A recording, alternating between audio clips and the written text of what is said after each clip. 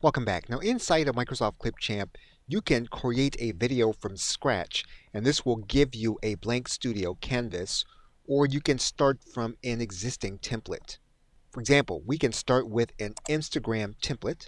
We can then choose the Instagram template. So in this case, we're going to choose an Instagram template. What we're going to do is we're going to say use this template. What you're going to notice is that the template is actually only 7 seconds.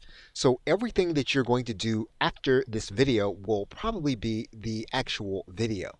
And you're going to be able to play the template in order to view it, in order to get started, and you'll see what it will actually look like in your video. So you'll notice that at the point of 7 seconds, that's when the template ends. And this is the point at which you can begin to record an actual video or import a video that's going to appear starting at the 7-second area. What you can also do is to edit each point of the template. We can click on any element of the actual template. So for example, you're going to see here we're clicking on the hand point element. We can change the fade. We can add in a filter to that element. We can adjust the colors of that element. We can adjust the speed of this individual element. And we can do the same thing for each individual element on the timeline. For example, we can click on top of this element.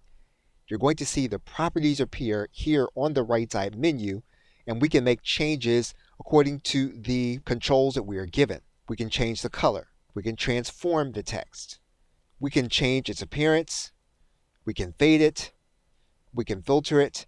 We can adjust the color. Now you'll notice here that even though this is a 7-second template, it covers the entire screen.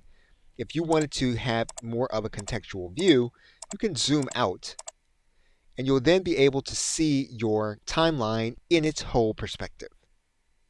Okay, so with that, thanks, and I will see you in another video.